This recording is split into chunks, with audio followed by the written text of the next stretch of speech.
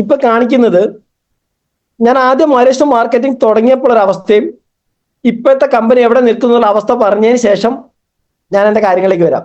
ഇപ്പൊ നിങ്ങളുടെ സ്ക്രീനിൽ കാണുന്നത് 2017 എന്റെ തുടക്ക കാലഘട്ടത്തിൽ നമ്മുടെ കമ്പനിയുടെ ഒരു ഓർഡർ ഫോം, അതിന്റെ ഫോട്ടോ അന്ന് എടുത്തതാണ്. നിങ്ങളിത് നോക്കിക്കഴിഞ്ഞാൽ ടോട്ടൽ പ്രൊഡക്ട്സിന്റെ എണ്ണം കാണാൻ നിൽക്കുന്നത് 42 കാണാം. 2017 ഒരു ഫോട്ടോ ആയിരുന്നു. എന്നാൽ ഇന്ന് കമ്പനിയുടെ പ്രൊഡക്റ്റുകളുടെ എണ്ണം 115 അടുത്തേക്ക് മാറിയിട്ടുണ്ട്. ഇതിന്റെ 3 മടങ്ങിലേക്ക് ഇത് മാറിയിട്ടുണ്ട്. ഇനി ഇത് കഴിഞ്ഞ 2024 ജനുവരി 28 മുംബൈയിൽ വെച്ച് നടന്ന ഒരു മെഗാ പ്രോഗ്രാം ആണ്. ഞാൻ അതിന്റെ വീഡിയോ ജസ്റ്റ് ഒന്ന് തുടക്കം ഒന്ന് കാണിക്കുന്നുണ്ട്.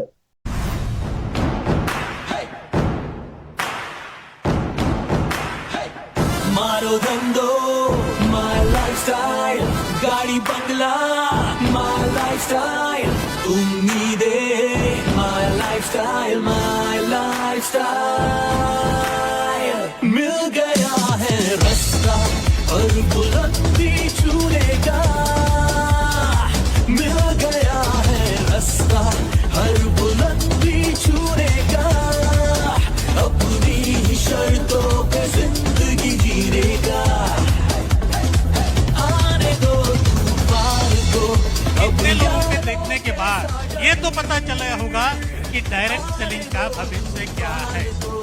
अब यारों कैसा डर, खुशियों की बहारें बरसेंगी, बनेगा अपना घर. നിങ്ങളിപ്പോ ആ വീഡിയോ കണ്ടു.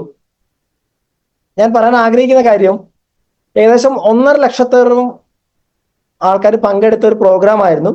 അതിനുശേഷം 2025 നടന്നിരുന്നു പ്രോഗ്രാം. ഞാൻ അതിൻ്റെയൊക്കെ വീഡിയോ നിങ്ങൾക്ക് യൂട്യൂബിൽ തപ്പിയാൽ കാണാം. ഞാൻ പറഞ്ഞു വരുന്നത്, പല വ്യക്തികളും മൈൽസ്റ്റോൺ മാർക്കറ്റിംഗ് ബിസിനസ് ചെയ്യുമ്പോൾ അവരുടെ മനസ്സിൽ ചെറിയ ചെറിയ കുറച്ച് വിഷമങ്ങളൊക്കെ വരും. അതായത്, ദൈവമേ, ഞാൻ കുറെ നാളായാലും എഫേർട്ട് എടുക്കുന്നു, എനിക്ക് ഒരു പക്ഷെ മറ്റുള്ള ആൾക്കാരായിട്ട് നമ്മൾ താരതമ്യം ചെയ്യുമ്പോൾ അവരുടെ ഇൻകത്തിലേക്ക് അല്ലെങ്കിൽ അവരുടെ റാങ്കിലേക്ക് അവരുടെ വരുമാനത്തിലേക്ക് എത്താൻ പറ്റിയിട്ടില്ലല്ലോ എന്നൊക്കെ നമ്മൾ ഒരു സ്വയം താരതമ്യ പഠനത്തിന്റെ ഭാഗമായിട്ട് എത്തുന്ന കുറച്ച് വിഷമങ്ങളിലേക്ക് വരും.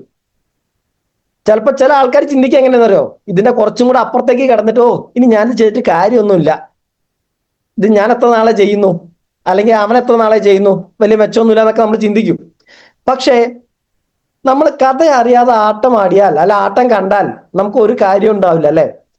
ഇവിടെ എന്താണ് സംഭവിക്കാൻ പോകുന്നതെന്ന് നിങ്ങളൊന്ന് മനസ്സിലാക്കാൻ വേണ്ടിയാണ് ഞാൻ ഇന്നത്തെ ഒരു അല്പസമയം വിനിയോഗിക്കുന്നത്.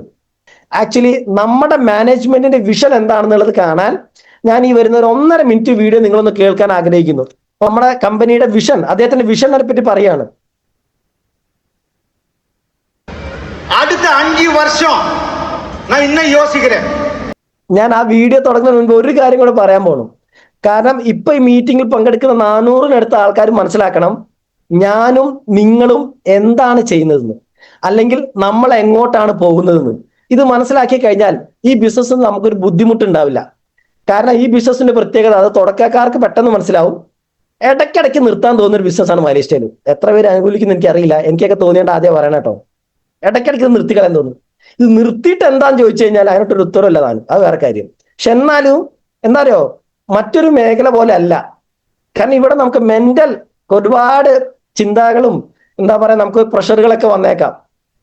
അപ്പൊ പലരും എളുപ്പപ്പണി എന്ന് ഇതിൽ ചിന്തിക്കുന്ന കാര്യം അതാ. പക്ഷേ ഞാൻ ഞാൻ പറയുന്ന കാര്യം നിങ്ങൾക്ക് മനസ്സിലാക്കി കഴിഞ്ഞാൽ ഈ ചിന്ത പിന്നെ നിങ്ങൾക്ക് ഉണ്ടാവില്ല. ഞാൻ പറയട്ടെ? Okay, ready. അതായത് ശരിക്ക് നിങ്ങൾക്ക് നമ്മളെ പണ്ട് പഠിച്ചൊരു കാര്യമുണ്ട്.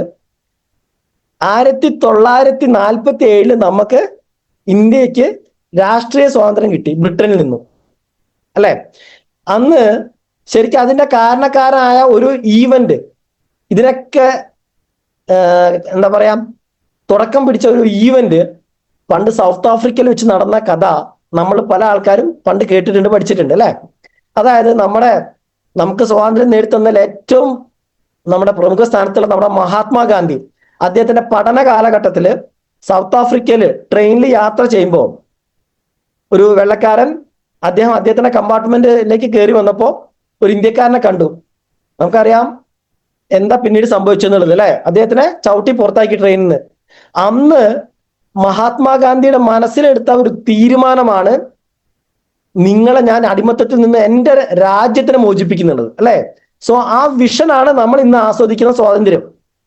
ആ വ്യക്തിയുടെ മനസ്സിലെ ആ ചിന്ത, ആ ഇച്ഛാശക്തിയാണ് ഇന്ന് നമ്മൾ അനുഭവിക്കുന്ന സ്വാതന്ത്ര്യം. നമുക്ക് മനസ്സിലാവും. ഇതേപോലെ നമ്മുടെ ഇപ്പൊ നിങ്ങളുടെ സ്ക്രീനിൽ കാണുന്ന നമ്മുടെ MDയുടെ മനസ്സിലെ ഒരു ആശയമാണ്. നമ്മളും സത്യം പറഞ്ഞാൽ ഇതേപോലെ ഒരു വിപ്ലവത്തിന്റെ പിന്നിലാണ്. അതാണ് സാമ്പത്തിക സ്വാതന്ത്ര്യത്തിന് വേണ്ടിയുള്ള വിപ്ലവം. അന്ന് മഹാത്മാഗാന്ധി രാഷ്ട്രീയ സ്വാതന്ത്ര്യത്തിന് വേണ്ടിയായിരുന്നെങ്കിൽ ഇന്ന് നമ്മളെല്ലാവരും നമ്മുടെ പ്രവീൺ സാറിന്റെ നേതൃത്വത്തിൽ സാമ്പത്തിക സ്വാതന്ത്ര്യത്തിന് വേണ്ടിയുള്ള ഒരു വിപ്ലവത്തിന്റെ പാതയിലാണ്. കാരണം ദാരിദ്ര്യത്തെ, അതായത് ഇന്ത്യയിൽ അല്ലെങ്കിൽ ഒരു സാധാരണക്കാരന് അവനൊരു അവസരം ഇല്ലാത്തത് കൊണ്ട് അവന്റെ ജീവിതത്തിലെ സ്വപ്നങ്ങളെ പൂർത്തിയാക്കാതെ മരിച്ചു പോകരുതെന്ന് ആഗ്രഹമുള്ള ഒരു വലിയ വിഷനുള്ള വ്യക്തിയാണ് നമ്മുടെ MD എന്നുള്ളത് ആദ്യം നമ്മൾ അറിയണം. കാരണം നമ്മൾ ചെറിയൊരു മൂവ്മെന്റിന്റെ ഭാഗമല്ല, ഒരു വലിയ വിഷന്റെ ഭാഗമായിട്ടാണ് നമ്മൾ ഓരോരുത്തരും പ്രവർത്തിക്കുന്നത്. നമ്മൾ പോലും അറിയുന്നില്ല. നേരത്തെ യൂബറിന്റെ കാര്യം പറഞ്ഞ പോലെ. സോ ഇവിടെ നമ്മുടെ കമ്പനിയുടെ MDയുടെ വിഷൻ പറഞ്ഞതിന് ശേഷം ഞാൻ അവിടേക്ക് വരാം.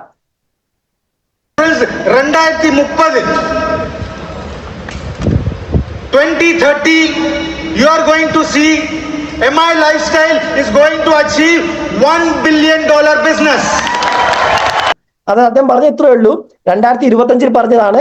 5 വർഷം കഴിഞ്ഞ് 2030 ആവുമ്പോ my lifestyle marketing business $1 million business മാറ്റാൻ പോവുകയാണ്. അതായത് ഇപ്പൊ $1 എന്ന് പറഞ്ഞാൽ നമുക്കറിയാം 95 രൂപയുടെ ആവറേജ്, 100 രൂപയ്ക്ക് അടുത്ത്.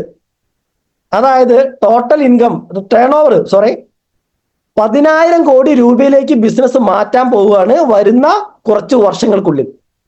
ഇത് പറഞ്ഞതിന് കുറെ പേര് കൈയടിക്കുകയും ചെയ്തു, അല്ലെ? ഇപ്പൊ നമ്മുടെ ബിസിനസ് നിൽക്കുന്നത് ഏകദേശം 1,500 കോടി അറൗണ്ട് ആണ്.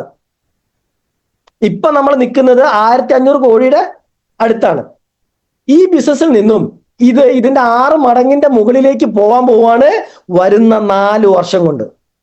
ഈ കണക്ക് എങ്ങനെയാണ് എന്നെയും നിങ്ങളെയും സ്വാധീനിക്കാൻ പോകുന്നത് ആദ്യം പറയാം. ഇപ്പൊ ഞാൻ പറഞ്ഞ ഒരു ബിസിനസ് എന്താ പറയാ ഫ്യൂച്ചർ പ്ലാനിങ് മറ്റൊരു കമ്പനിയുടെ CEO അല്ലെങ്കിൽ MD പറഞ്ഞു കഴിഞ്ഞാൽ ഇത്രയും സന്തോഷം അല്ലെങ്കിൽ ഇത്രയും കാര്യം നാട്ടിൽ വരാൻ പോണില്ല. എന്താ കാര്യം എന്ന് പറഞ്ഞുതരാം. ഇപ്പൊ റിലയൻസ് ഓണർ പറയാണ്, മുകേഷ് അംബാനി പറയാണ്, എന്റെ ബിസിനസ് ഞാൻ ഇത്ര കോടികളിലേക്ക് മാറ്റാൻ പോവുകയാണ്, അല്ലെങ്കിൽ ഇത്ര മടങ്ങ് ഉയർത്താൻ പോവുകയാണ്. അതിന്റെ ബഹുഭൂരിപക്ഷം കിട്ടാൻ പോകുന്നത് റിലയൻസ് ഗ്രൂപ്പിന്റെ ഓണേഴ്സിന് മാത്രമാണ്. എന്നാൽ ഇവിടെ പ്രവീൺ ജെ ചന്ദൻ സാർ നമ്മുടെ MD ഇത് പറയുമ്പോൾ സംഭവിക്കാൻ പോണ കാര്യം നിങ്ങൾ മനസ്സിലാക്കണം. ഈ 10,000 കോടിയുടെ ഏകദേശം 45% തുകയും എന്നെയും നിങ്ങളെയും പോലുള്ള സാധാരണക്കാരിലേക്ക് വരുന്ന 4 വർഷം കൊണ്ട് എത്താൻ പോവുകയാണ്. ഇതിനാണ് ഈ കയ്യടി നാട്ടുകാരടിക്കുന്നത്. മനസ്സിലാവുണ്ടോ? സോ നമ്മുടെ ഇൻഡസ്ട്രിയിലെ ഈ ഫണ്ട് നമ്മുടെ എല്ലാവരുടെയും ജീവിതത്തിൽ വലിയ മാറ്റങ്ങൾ ഉണ്ടാക്കാൻ പോവുകയാണ്. ഇത് ആദ്യം തിരിച്ചറിഞ്ഞാലേ ഈ ബിസിനസ് ചെയ്യാനുള്ള ഊർജ്ജം നമുക്ക് ഉണ്ടാവുള്ളൂ. റൈറ്റ്. സോ ഇനി അടുത്ത കാര്യം, $1 billion அப்படின்னா கிட்டத்தட்ட 9,000 கோடி. மை டியர் ஃப்ரெண்ட்ஸ், 9,000 கோடி ரூபாய் பிசினஸ் ஆச்சு அப்படின்னா எழுதி வைங்க. MI லைஃப் ஸ்டைல்ல கட்டாயமா 3 ലക്ഷം പേര് TC இருப்பாங்க. അതായത് ഇത്രയും ബിസിനസ് ഇവിടെ നടന്നു കഴിഞ്ഞാൽ നിങ്ങൾ ഉറപ്പിച്ചോ 3 ലക്ഷം പേര് ഏറ്റവും കുറഞ്ഞത് TC റാങ്കിലേക്ക് എത്തിച്ചിട്ടുണ്ടാവും ഇന്ത്യയിൽ. അദ്ദേഹം എന്നാ പറയണേ. 3 ലക്ഷം TC വരുമ്പോ എത്ര ATC ഉണ്ടാവും, എത്ര DTC, എത്ര ZTC, എത്ര STC, എത്ര RTC, എത്ര NTC, CTC, ITC, ഞാൻ മുകളിലേക്ക് പറയുന്നില്ല. നിങ്ങൾ ചിന്തിച്ചു നോക്കുക. ഇവിടെ നാട് മാറാൻ പോവുകയാണ്. ഓക്കെ, குறைஞ்சது எவ்வளவு பேர் இங்க இருக்காங்க ஃபிளைட்ல கூட உட்கார்ந்து இருக்க மாட்டீங்க. என்னோட ட்ரீம், என்னோட விஷன், எவன் என்ன நம்பி வந்திருக்காங்களோ அவங்கள அவங்க வாழ்க்கையில ஒரு வாட்சியாச்சு ஃபாரின் ட்ரிப் பம்பணும். നമ്മൾ ചിന്തിക്കണം. നമ്മുടെ മാനേജ്മെന്റിന്റെ വിഷൻ, നമ്മുടെ മാനേജ്മെന്റ് എവിടെ നിൽക്കുന്നു എന്നും കൂടെ അറിയണം. ഞാൻ അതുകൂടെ പറയാൻ ആഗ്രഹിക്കുന്നു ഈ സമയം. അതായത് നമ്മുടെ ഈ ഒരു പ്രോഗ്രാം നടക്കുന്നതിന്റെ 2 വർഷം മുൻപ് NTC അപ്പോൾ ലീഡേഴ്സിന്റെ മീറ്റിംഗിനാണ് പ്രവീൺ സാർ ആദ്യമായിട്ട് കേരളത്തിൽ വരുന്നത്. നമ്മുടെ കമ്പനി 2013 തുടങ്ങി. അന്ന് വെറും 16 പ്രൊഡക്റ്റ് വെച്ച് തുടങ്ങി. 17 നിങ്ങൾ കണ്ടു 42 എത്തി. ഇപ്പൊ 2026 അത് 115 അടുത്തേക്ക് എത്തി. ഓക്കെ. സോ അന്ന് അദ്ദേഹം ചോദിച്ചൊരു ചോദ്യമുണ്ട്. അന്ന് ഓൾ NTC ലീഡേഴ്സ്, കേരളത്തിലെ NTCകൾ ഇരിക്കുമ്പോൾ അദ്ദേഹം ചോദിച്ചു, എന്റെ ആസ്തി എത്രയാണെന്ന് എനിക്ക് അറിയുമെന്ന് ചോദിച്ചു. നിങ്ങൾക്ക് അറിയുമെന്ന് ചോദിച്ചു. എന്റെ ആസ്തി, ഐ മീൻ പ്രവീൺ സാറിന്റെ ആസ്തി. അപ്പൊ അവിടെ ഇരിക്കുന്ന ലീഡേഴ്സ് 10 കോടി, 100 കോടി, 1000 കോടി, 10,000 കോടി പോലും പല സംഖ്യകളും പറഞ്ഞു. അപ്പൊ അദ്ദേഹം പറഞ്ഞൊരു മറുപടി ഉണ്ട്, നിങ്ങളും ശ്രദ്ധിക്കണം. അദ്ദേഹം പറഞ്ഞു, നിങ്ങൾ എത്ര ഇൻകം പറഞ്ഞു കഴിഞ്ഞാലും ഇപ്പൊ നിങ്ങൾ പറഞ്ഞ അതിലൊരു ലീഡർ പറഞ്ഞ എമൗണ്ട് 100 കോടിയായിരുന്നു. അദ്ദേഹത്തിന്റെ പേരെടുത്തിട്ട് പറഞ്ഞു, ഈ 100 കോടിക്ക് മുകളിൽ എത്ര തുക വന്നാലും ഒരു മനുഷ്യ വ്യക്തി, ജീവിയെ സംബന്ധിച്ച് ആ തുകയ്ക്ക് പിന്നെ ഏകദേശം എല്ലാം തുല്യമാണെന്നുള്ള ലൈനിലാണ് അദ്ദേഹം സംസാരിച്ചത്. അദ്ദേഹം പറഞ്ഞത് എങ്ങനെയാണ്, നിങ്ങൾക്ക് സ്വർണ്ണ പ്ലേറ്റിൽ ഭക്ഷണം കഴിക്കാം, പക്ഷെ സ്വർണം ഭക്ഷണമായിട്ട് കഴിക്കാൻ പറ്റില്ല എന്ന്. സോ ബിയോണ്ട് എ ലെവലിനെ പറ്റി അദ്ദേഹം ഒരൊറ്റ കാര്യം പറഞ്ഞു നിർത്തി. അപ്പൊ അദ്ദേഹം പറഞ്ഞത്, നമ്മുടെ മാനേജ്മെന്റ് നമ്മൾ മനസ്സിലാക്കണം, ഇന്ത്യയിലെ പല ഡയറക്ട് സെല്ലിംഗ് കമ്പനികളുടെ വിഷനും നമ്മുടെ മാനേജ്മെന്റ് എവിടെ നിൽക്കുന്നു എന്ന് അറിഞ്ഞാലേ ഒരു പക്ഷേ മറ്റു പല കമ്പനികൾക്ക് എന്താണ് സംഭവിച്ചുകൊണ്ടിരിക്കുന്നതും അവിടെ പലരും വളരാൻ ആഗ്രഹിച്ചിട്ട് എന്തുകൊണ്ട് അവർക്ക് പല പ്രശ്നങ്ങളും വരുന്നത് മനസ്സിലാവും. കാരണം നമ്മുടെ മാനേജിംഗ് ഡയറക്ടർ, നമ്മുടെ MD മഹാവീർ മെറ്റൽസ് എന്ന് പറഞ്ഞ ഇന്ത്യയിലെ ഒരു വൻകിട ഗ്രൂപ്പിന്റെ ഓണറാണ്. അദ്ദേഹത്തിന്റെ മകന്റെ വിവാഹം കഴിഞ്ഞതിന് മുൻപത്തെ ഡിസംബർ മാസം ചെന്നൈയിൽ വെച്ച് നടന്നപ്പോൾ നമ്മുടെ ഓൾ ITC അപ്പോ ലീഡേഴ്സ്, നമ്മുടെ ബിജു സാറൊക്കെ പങ്കെടുത്ത് നിങ്ങൾക്ക് അറിയാം. അന്ന് അവിടെ പങ്കെടുത്ത എല്ലാ ITCകൾക്കും നിങ്ങൾ കണ്ടിട്ടുണ്ടാവും, ഒരു വെള്ളിയുടെ ബിസ്ക്കറ്റ്, നമ്മുടെ സ്വർണ്ണ ബിസ്ക്കറ്റ് എന്നൊക്കെ പറയുന്ന പോലെ വെള്ളി ബിസ്ക്കറ്റ് ആയിരുന്നു കല്യാണത്തിൽ പങ്കെടുത്ത അവിടെ ഇന്ത്യയിലെ ഏതൊക്കെ ഭാഗത്തുനിന്ന് ITC വന്നോ അവർക്കൊക്കെ കൊടുത്ത ഗിഫ്റ്റ്. ദെൻ നമ്മുടെ അന്ന് ഞാൻ കേട്ടൊരു കാര്യം, 10,000 കോടി ആസ്തിയുള്ള ഒരു കുടുംബത്തിൽ നിന്നാണ് നമ്മുടെ നിഖിൽ ജെ ചന്ദൻ സാറിന്റെ വിവാഹം നടന്നത്. ചെന്നൈയിലെ ഒരു മാൾ ഗ്രൂപ്പിന്റെ ഓണേഴ്സ് ആണ് അവരുടെ ഫാമിലി. സോ ഞാൻ പറഞ്ഞു വന്നത്, നമ്മുടെ നാട്ടിലെ പല ഡയറക്ട് സെല്ലിംഗ് കമ്പനികളിലെയും ഓണേഴ്സ് എന്ന് പറയുമ്പോൾ അവൻ രക്ഷപ്പെടാൻ വേണ്ടിയാണ് അവൻ ആ കമ്പനി തുടങ്ങുന്നത്. ഞാൻ പല കമ്പനികളിലെയും പേരെടുത്ത് പറയുന്നില്ല, നിങ്ങൾ അനലൈസ് ചെയ്യുക നമ്മുടെ മാനേജ്മെന്റ് എന്താണെന്നുള്ളത്. കാരണം അവര് രക്ഷപ്പെടാൻ, ഇനി നിങ്ങൾ ആലോചിച്ച് നോക്കൂ, ഈ 10,000 കോടി ആസ്തിയുള്ള ഒരാള് അവര് കല്യാണം ഒരു ബന്ധം നടത്തുമ്പോൾ ആ ലെവലിലുള്ള ആൾക്കാരുമായിട്ടല്ലേ നടത്തുള്ളൂ. ഇപ്പൊ മുകേഷ് അംബാനി, അനന്ത് അംബാനിയുടെ കല്യാണം കഴിഞ്ഞ 3 വർഷം നമ്മൾ കണ്ടു അല്ലെ. മുകേഷ് അംബാനി എന്താ പറയാ, നമ്മുടെ വീട്ടിൽ അടുത്തും പുറത്തുള്ള ആരുമായിട്ട് കല്യാണം ആലോചിക്കില്ല മകന്, അത് ആ ലെവലിലേ ആലോചിക്കുള്ളൂ, നിങ്ങൾക്ക് അറിയാം. സോ അതേപോലെ നമ്മുടെ മാനേജ്മെന്റ് എവിടെ നിൽക്കുന്നു നിങ്ങൾ തിരിച്ചറിയണം. ടോട്ടൽ ടേൺ ഓവർ ഇത്രയും ഹ്യൂജ് ആണ്. സോ നമ്മുടെ മാനേജ്മെന്റ് ഒരിക്കലും അവർ രക്ഷപ്പെടാൻ ചെയ്യുന്ന ഒരു പ്രവൃത്തി അല്ല ഈ കമ്പനി. എന്നാൽ നമ്മളെ ചുറ്റുവട്ടത്ത് പല കമ്പനികളും തൊട്ടടുത്ത പല സ്ഥലങ്ങളിലും തുടങ്ങി അവരുടെ MD രക്ഷപ്പെടാൻ വേണ്ടി ചെയ്യുന്ന കാര്യമാണ്. ഓക്കെ, എന്നാൽ ഇവിടത്തെ ലക്ഷ്യം അദ്ദേഹത്തിന് നേടാനുള്ള നേടിക്കഴിഞ്ഞാണ് സ്വന്തം ജീവിതത്തിൽ. ഇനി അദ്ദേഹത്തിന്റെ ലക്ഷ്യം അദ്ദേഹത്തിനെ വിശ്വസിച്ച് കടന്നു വന്ന മാക്സിമം ആൾക്കാരെ രക്ഷപ്പെടുത്തുക എന്നുള്ളതാണ് അദ്ദേഹത്തിന്റെ വിഷൻ. ഈ വിഷൻ അറിഞ്ഞു വേണം നമ്മളൊരു മാനേജ്മെന്റിന്റെ കൂടെ നിൽക്കാൻ. ഓക്കെ, குறைஞ்சது 1 லட்சம் பேர் ஃபாரின் ட்ரிப் பண்ணுவாங்க, 3 லட்சம் பேர் குறைஞ்சது அட்லீஸ்ட் ஒரு வாட்டியாச்சும் ஃபிளைட்ல ஏறி பார்ப்பாங்க. അതായത് എന്നെ വിശ്വസിച്ച് കടന്നു വന്ന 1 ലക്ഷം പേരെങ്കിലും ഞാൻ ഒരു വിദേശ രാജ്യത്ത് ടൂറിന് കൊണ്ടുപോകും. ഇപ്പൊ നമ്മുടെ നാട്ടിലെ ആൾക്കാരുടെ ഒക്കെ പാസ്പോർട്ടിൽ വിസ അടിക്കും, ജോബ് വിസ. എന്നാൽ ഇപ്പൊ നമുക്ക്, കാരണം എന്റെ പാസ്പോർട്ടിൽ 3 രാജ്യങ്ങളുടെ വിസ ഉണ്ട്, അത് 3 ടൂറിസ്റ്റ് വിസയാണ്. സിംഗപ്പൂർ ഉണ്ട്, ഇന്തോനേഷ്യ ഉണ്ട്, തായ്ലൻഡ് ഉണ്ട്. ഇതൊക്കെ കമ്പനി അടുപ്പിച്ചത് ടൂറിസ്റ്റ് എന്ന പേരിലാണ് ഞാൻ എന്നെ കൊണ്ടുപോയത്, അല്ലാണ്ട് പണി എടുപ്പിക്കാൻ കൊണ്ടുപോയതല്ല. സോ അദ്ദേഹത്തിന്റെ വിഷൻ നമ്മൾ മനസ്സിലാക്കണം. ദെൻ മിനിമം 3 ലക്ഷം പേരെങ്കിലും ഒരിക്കലെങ്കിലും ഞാൻ ഫ്ലൈറ്റിൽ കൊണ്ടുപോയിരിക്കുന്നതാണ് അദ്ദേഹം പറഞ്ഞത് ഇപ്പൊ ലാസ്റ്റ്. മൈ ഡിയർ ഫ്രണ്ട്സ്, என்னோட ஒரு ட்ரீம், பின்னில இருந்து பிளேன் வரைக்கும் எல்லா ப்ராடக்ட் எடுத்து வரணும். ഇപ്പോ ഞാൻ നേരത്തെ പറഞ്ഞ പോലെ നമ്മുടെ കമ്പനിയുടെ വിഷൻ പിൻ ടു പ്ലെയിൻ മാർക്കറ്റ് ചെയ്യുന്ന ഒരു കമ്പനി ആയിട്ട് MI ലൈഫ് സ്റ്റൈലിനെ മാറ്റണം എന്നുള്ളതാണ് അദ്ദേഹത്തിന്റെ വിഷൻ. നമ്മൾ ഇതിന്റെ സമാന മലയാള പരിഭാഷ പറയുകയാണെങ്കിൽ ഉപ്പ് തൊട്ട് കർപ്പൂരം വരെ ഡീല് ചെയ്യുന്ന ഒരു കമ്പനി ആയിട്ട് മാറാൻ പോകുന്ന ഒരു കമ്പനിയിലാണ് ഞാനും നിങ്ങളും എത്തിപ്പെട്ടിരിക്കുന്നത്. ഒരുപക്ഷെ നമ്മളുടെ മാതാപിതാക്കളുടെ അനുഗ്രഹമായിരിക്കാം, നമ്മുടെ മക്കളുടെ ഭാഗ്യമായിരിക്കാം നമ്മൾ എത്തിപ്പെട്ട മാനേജ്മെന്റിന്റെ വിഷൻ നമ്മൾ മനസ്സിലാക്കണം. ഞാൻ ഇപ്പൊ നേരത്തെ പറഞ്ഞ ഉപ്പ് തൊട്ട് കർപ്പൂരത്തില് വാക്യാർത്ഥത്തില് ഉപ്പ് നമ്മുടെ പ്രൊഡക്റ്റായി വന്നു കഴിഞ്ഞോ ഇല്ലയോ നമുക്കറിയാം അല്ലെ. സോ ബാക്കിയോടെ കേൾക്കുക. ஆனா 2030 കുറഞ്ഞത് 1000 പ്രോഡക്റ്റ് ആச்சு நம்ம കമ്പനിയിൽ.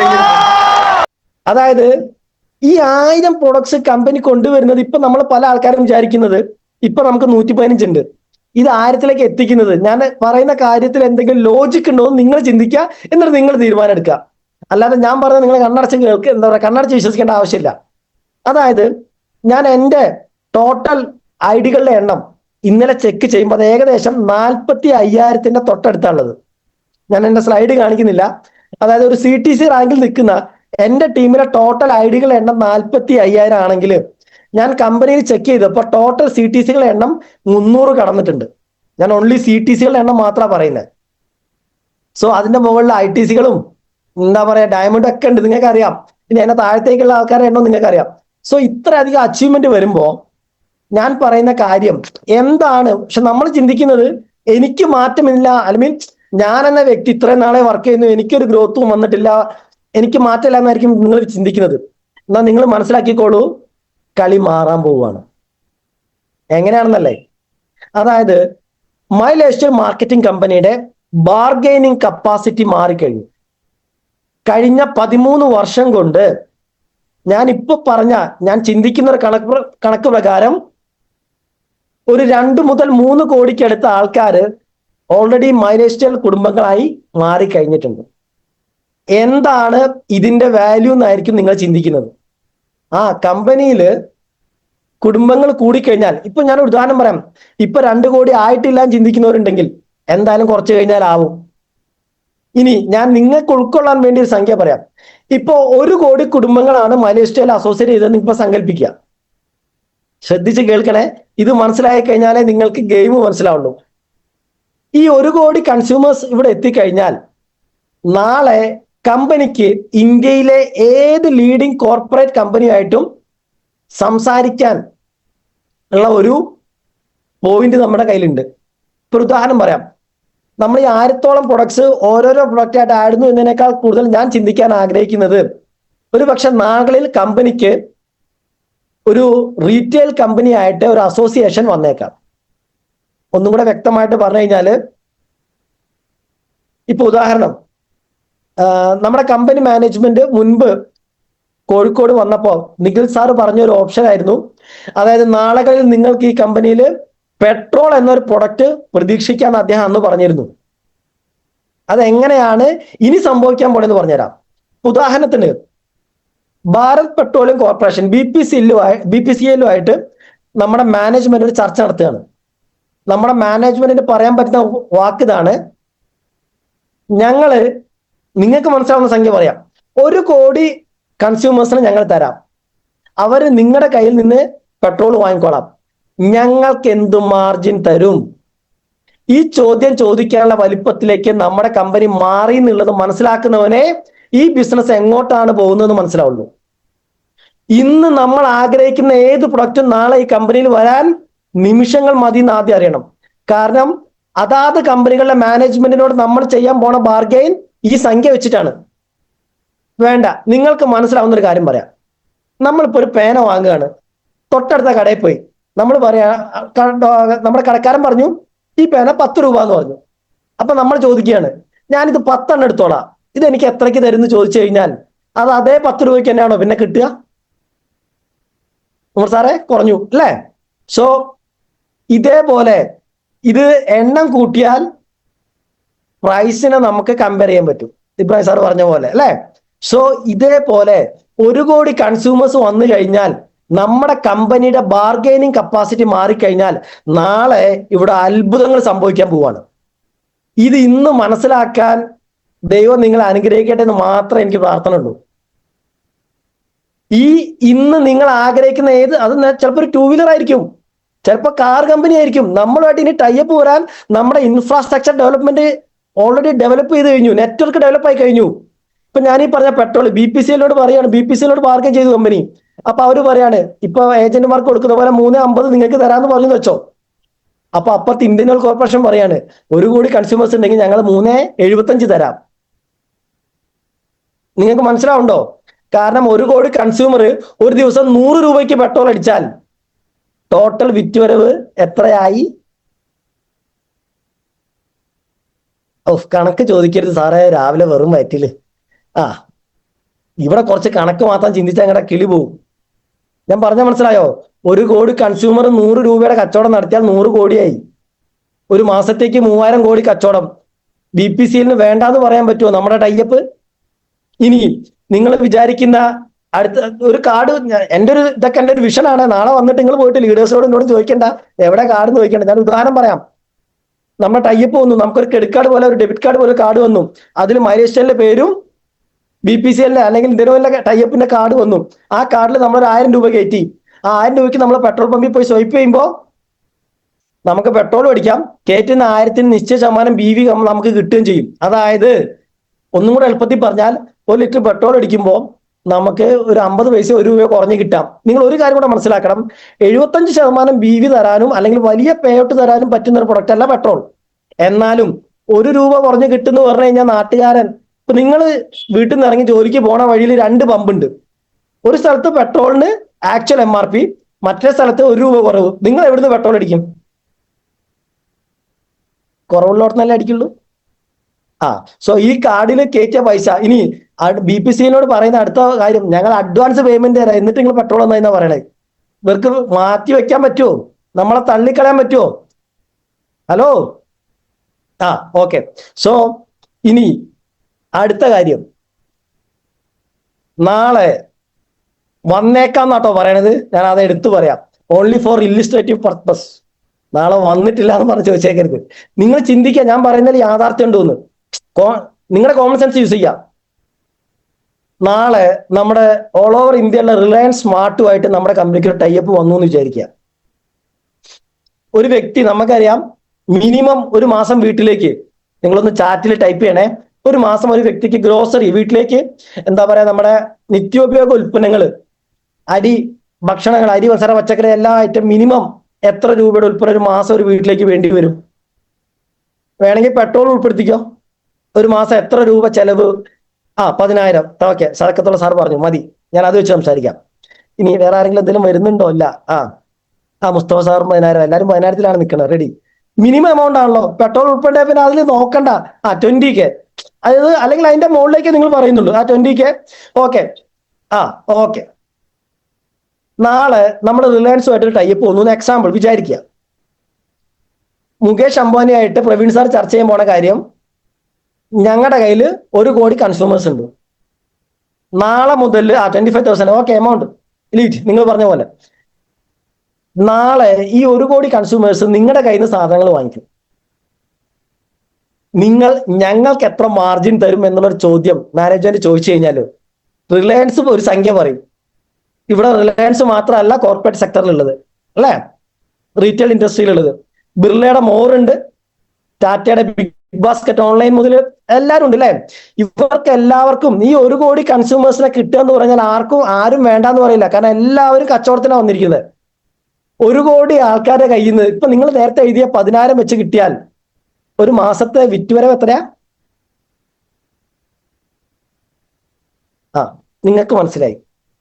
ഈ സംഖ്യ വേണ്ടാന്ന് റിലയൻസോ ടാറ്റയോ ബിർളയോ ആരെങ്കിലും വേണ്ടാന്ന് പറയോ?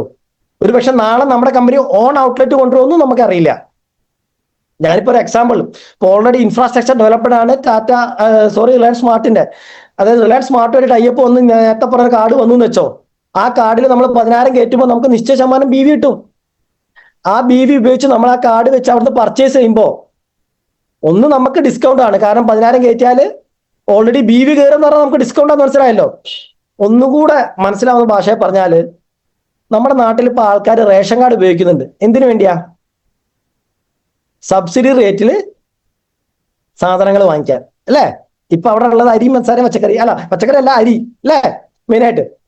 അപ്പൊ ഇതേപോലെ നമ്മുടെ നാട്ടിൽ നാളെ പെട്രോൾ വില കുറച്ച് കിട്ടാൻ, സാധനങ്ങൾ വില കുറച്ച് കിട്ടാൻ, മൈലേജ് സ്റ്റൈൽ ID വേണം എന്നൊരവസ്ഥ വന്നു കഴിഞ്ഞാൽ നിങ്ങൾ ഇങ്ങോട്ട് കൊണ്ടുവരാൻ ആഗ്രഹിക്കുന്ന വ്യക്തി വരാതിരിക്കുമോ ഇല്ലയോ? നിങ്ങൾക്ക് എങ്ങോട്ടാണ് മൈലേജ് സ്റ്റൈൽ പോകണമെന്ന് മനസ്സിലാവുണ്ടോ? ഇത് നിങ്ങൾക്ക് ഇന്ന് മനസ്സിലാക്കാൻ പറ്റിയാലേ നിങ്ങൾ ഇപ്പൊ എന്താ ചെയ്യേണ്ടതെന്ന് നിങ്ങൾക്ക് മനസ്സിലാവുള്ളൂ. ഇത് ചെറിയ ഗെയിം അല്ല മക്കളെ, ഇതൊരു വലിയ ഗെയിമാണ്. നമ്മളൊക്കെ കോടീശ്വരന്മാരാകാൻ പോവാന്നുള്ളത് നിങ്ങൾക്ക് മനസ്സിലാവണം. ഇപ്പൊ നമ്മൾ ഇൻഫ്രാസ്ട്രക്ചർ ഡെവലപ്മെന്റ്, നെറ്റ്വർക്ക് ഡെവലപ്മെന്റ് ആണ് നടത്തിക്കൊണ്ടിരിക്കുന്നത്. ഇപ്പൊ എന്നോട് സാറ് ചോദിച്ചു, അതായത് റേറ്റ് കൂടുതലാണല്ലോ എന്ന്. ഞാൻ തൽക്കാലം എൻട്രി ലെവലിൽ സംസാരിക്കാം. ഇപ്പൊ നമ്മുടെ കോമൺ പ്രൊഡക്ട്സ്, ഇപ്പൊ നമ്മൾ റീസെന്റ് ആയിട്ട് ലോഞ്ച് ചെയ്ത നമ്മുടെ ഉപ്പ് അല്ലെ, നമ്മൾ പറയും ഹിമാലയൻ പിങ്ക് സാൾട്ട്. നിങ്ങൾ മാർക്കറ്റിൽ ഒന്ന് അനലൈസ് ചെയ്ത് നോക്കുക. ഞാൻ അതിന്റെ എന്നാ പിന്നെ ഒരു എവിഡൻസ് വെച്ച് തന്നെ സംസാരിച്ചേക്കാം അല്ലെ സാർ, അതിലേക്ക് ഒന്ന് പെട്ടെന്ന് കയറുന്നുണ്ടേ. ഹിമാലയൻ പിങ്ക് സാൾട്ടിന്റെ ഞാനൊരു മാർക്കറ്റ് റേറ്റിന്റെ ഒരു ഇമേജ് കാണിക്കാം. ഇത് ഒരു ലീഡിംഗ് ബ്രാൻഡാണ് അസ്മിയാസ്. അവർ 200 ഗ്രാമിന് ചാർജ് ചെയ്യുന്നത് 48 രൂപ. 200 ഗ്രാമിന് 48 രൂപ. അപ്പൊ ഒരു കിലോയ്ക്ക് എത്രയായി? ഇൻറ്റു 5, 240. ബ്രാഹ്മിൺസ് എന്ന് പറഞ്ഞൊരു ബ്രാൻഡ് ഉണ്ട്, 400 ഗ്രാമിന് 91 രൂപ. ഒരു കിലോയ്ക്ക് 227 രൂപ 50 പൈസ വരും. ഇഷ ഫൗണ്ടേഷന്റെ പിങ്ക് സാൾട്ട് ഉണ്ട്, 500 ഗ്രാമിന് 90 രൂപ. ഓർഗാനിക് ഇന്ത്യ എന്ന് പറഞ്ഞ ലീഡിംഗ് ബ്രാൻഡ് ഉണ്ട്, ഹിമാലയൻ പിങ്ക് സാൾട്ട്. അവർ ചാർജ് ചെയ്യുന്നത് ഒരു കിലോയ്ക്ക് 150 രൂപ. ആശീർവാദിന് 120, ടാറ്റയ്ക്ക് 120. ആ സമയത്ത് നമ്മുടെ പ്രൊഡക്റ്റിന് എത്രയെന്നുണ്ടോ?